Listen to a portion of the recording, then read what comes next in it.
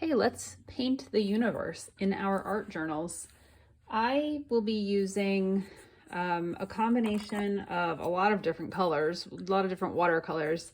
I'm going to be using some yellows and oranges, reds. I'll be using a lot of dark colors, no black, but like Payne's gray probably, but just dark blues, probably some greens. And then eventually I will be using, to do the stars, I'll be using a toothbrush and my bleed proof white. We can talk about some other ways to do the stars if you do not have bleed proof white. I'm going to start with some light green. I'm going to move that over a smidge. I have this kind of like spring green color here that I'm going to start with, kind of a watered down version, and I'm going to make kind of a streak across the sky here. That's the sky, you just don't know it yet. And then I'm going to add some spring green to a blue color that I already had mixed up, so I have kind of a darker green color. I'm going to do along the edges. And then I'm just going to add some midnight blue. That did not do what I wanted. I'm gonna add some blue. We're gonna do several layers. And a lot of times you'll see me going in circles, or just, you're gonna be making a lot of sort of just organic, sort of sometimes cloud-like shapes. Here we are going for a lighter center and a darker out there vibe, and I'm keeping everything very wet. And we're gonna do the other page too. I just started over here for some reason. Adding more midnight blue.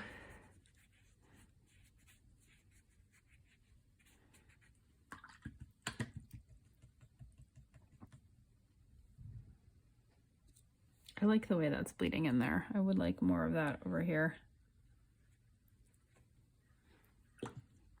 I'm not quite sure why I did that line through the middle. That was not my best move ever. I'm gonna take this is just a wet brush, clean, wet brush. I'm just gonna go through the middle, brush out a bit, just spreading out some of the colors. And then I'm gonna go back with my dark midnight blue just in the corners. Make some more circles, random shapes there. And I'm just gonna let that dry completely. We'll be coming back with a second layer. And on this side, I'm gonna be doing more warm colors. I'm gonna start with, this is just a cadmium medium yellow. Can you see me? Yeah, and I'm making cloud-like shapes, sort of random. Oh, I used some lemon yellow there. Random sort of cloud-like shapes all around. And I'm kind of just holding my brush on its side to soften some of the edges here. And then I'm gonna get I already have this kind of reddish color mixed. You could mix an orangish color if you wanna mix a red and a yellow together. I'm just gonna do this on the edges of that. And I'm moving in a circular motion.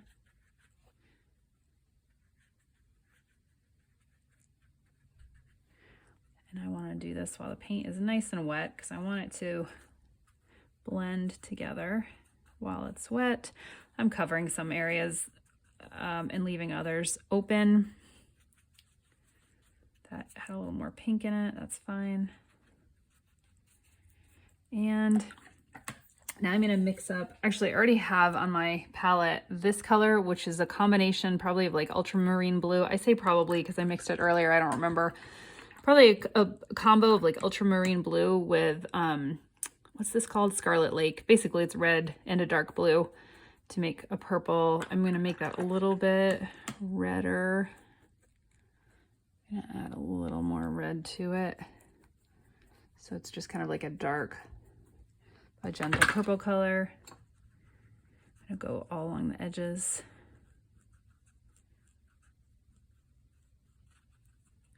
I want it to be doing that. So if it's not, I'll probably go back and either spray it with my spritz bottle or do this kind of thing where I'm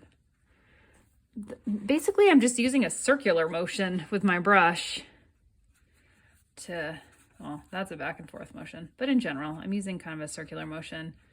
Let some of those areas touch each other. I just have water on my brush. I'm just gonna kind of mix like so.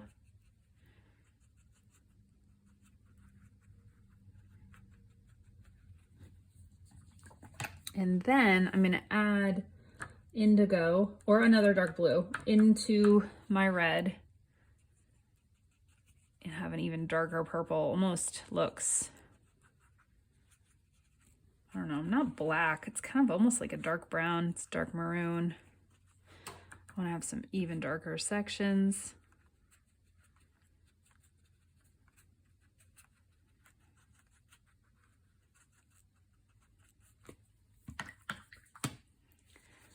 Now I've washed my brush off, so I'm just using a clean wet brush and kind of blending a little more.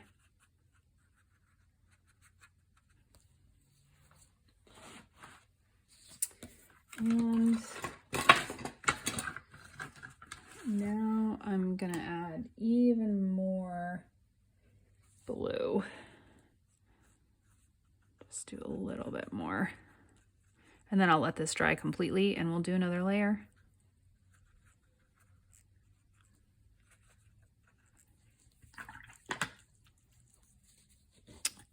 Clean, damp brush, not super wet. Just mixing it in a little more.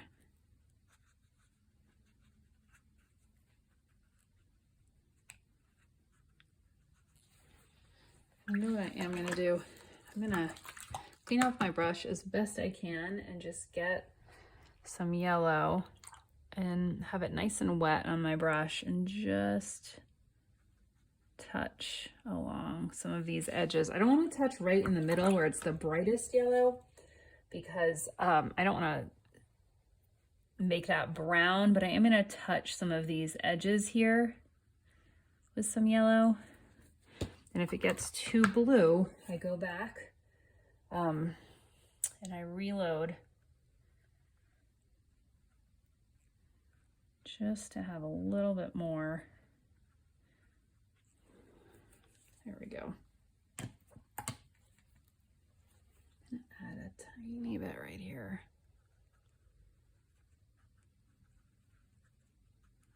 Just making cloud-like shapes.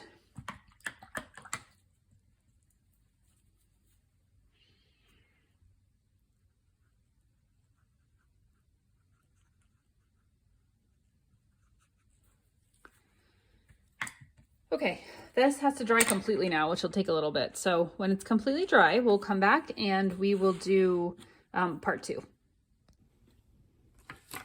Okay, now that everything is relatively dry, we'll just do another quick layer.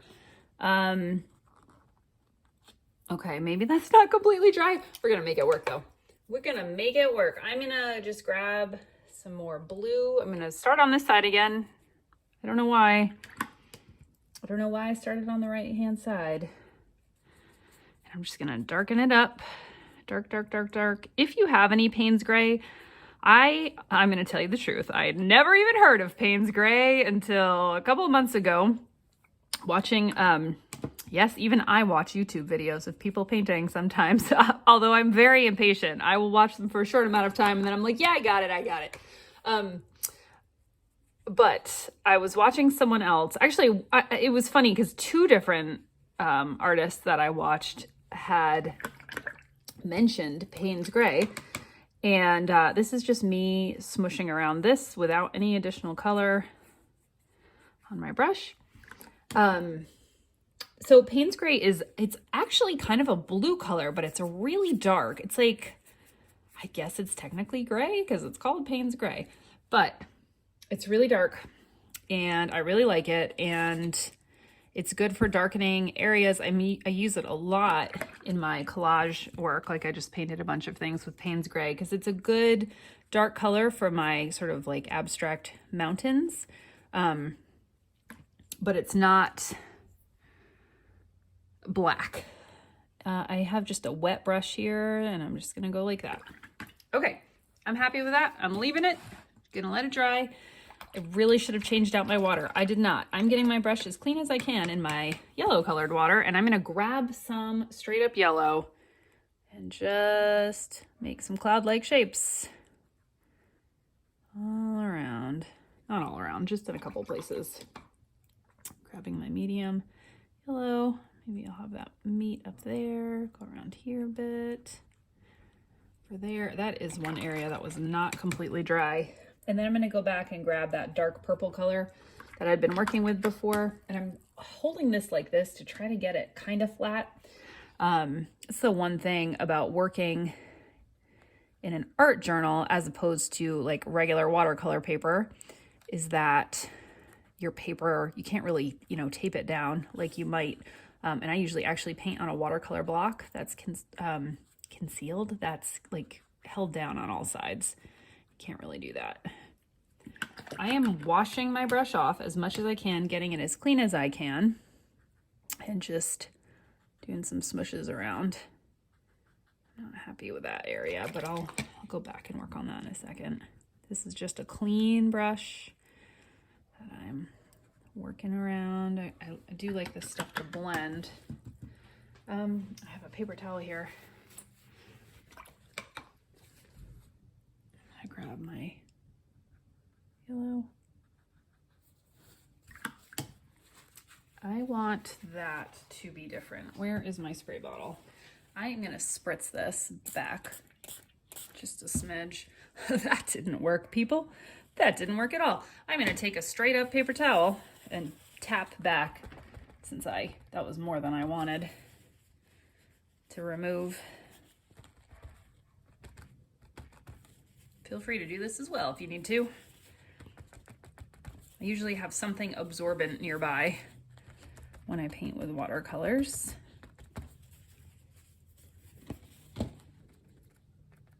That one's not bad. I'm gonna go back and add that back in. Good. Good, I say. I'm happy with that. Good. All right, now I'm gonna just let all that dry all completely. If you don't feel that yours is dark enough, like it being dark is kind of important. So just keep tapping in until, well, I said I was done and here I am adding more. Just make sure you have plenty of dark areas. And then of course your contrasting light areas. And I am gonna just grab just a little more out of here. At the same time, I'm kind of tapping around.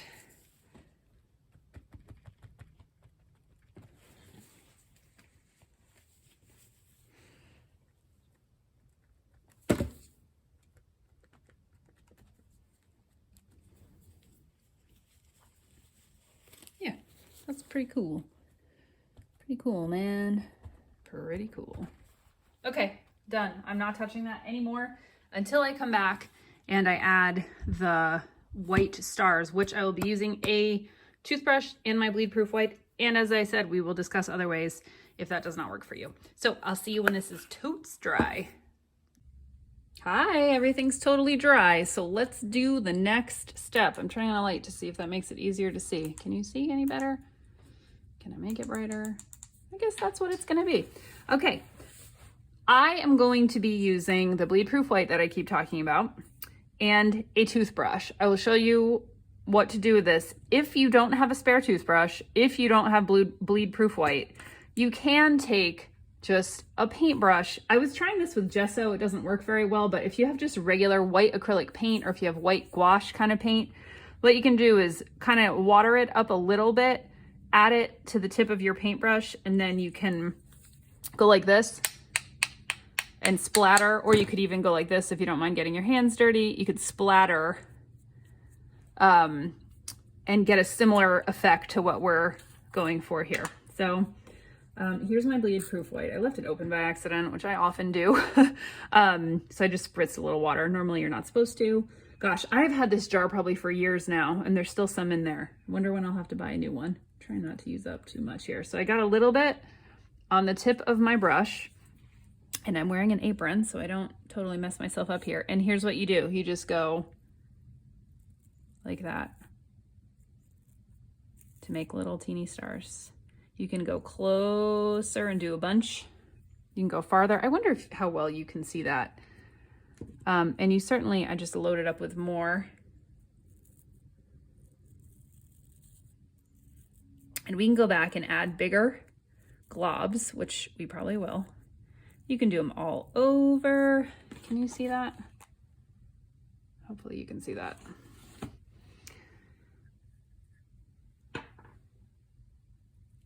You might want to do this somewhere. Oh look, there, a big glob just fell on there. I like to do some sections really heavy, other sections lightly. I'm gonna do a bunch right there. You can't really control where it goes, so you just kind of have to live with it. Let's assume whatever you're painting has a bazillion stars, so it's all cool. There we go. There's a bunch. Okay, I'm gonna put this away, wipe off my thumb, take my very dirty paper towel that I've been using for who knows how long. I would like to remove some of that gigantic glob, but I don't exactly know how to do it without messing everything else up. So I'm gonna try just sucking some up with my paper towel, but it's also, of course, moving it everywhere. Hey man, this happens in art. You just gotta roll with it. You gotta roll with it. I almost always assume whatever I mess up, I can probably do something with. I'm gonna kind of feather it around a little bit. I could try to lift some of it with water too. I just got the teeny tiniest bit of water. I'm just gonna kind of blob it around like this. Maybe it's like I don't know, a gaseous blob or something. There we go. What else can you do? Oh, okay. So if you want to add bigger blobs, you could get a fine paintbrush. I'm going to use my, I forget what these are called. I always forget. This is a long skinny brush, but I could get a little, I'm actually just going to take it right off this. You can't see me. Do this. You could do some bigger stars this way if you wanted to, or maybe they're planets, or who knows what. So that's one thing you could do. Alternatively, if you have a gel pen, you can use a gel pen and dot on some larger stars. And it could be fun too if you want. I keep a gold gel pen on hand, like if you wanted to just add some gold dots here and there just for variety, or maybe this is maybe those are planets. Maybe it's a star that's far away. You know how you kind of look in the sky and some stuff is different colors? I wouldn't suggest putting your hand on your painting like I just did. All right, so now we have these cool, like universe, galaxy kind of paintings. And then it's up to you whether or not you want to add words or not. And I, as usual, did not completely think this through. They're so beautiful that I'm hesitant to add words, but I certainly don't think there would be anything wrong with adding words. So I guess I will leave that to you. Some ideas of what you could do. You could use a white gel pen that will show up on the dark.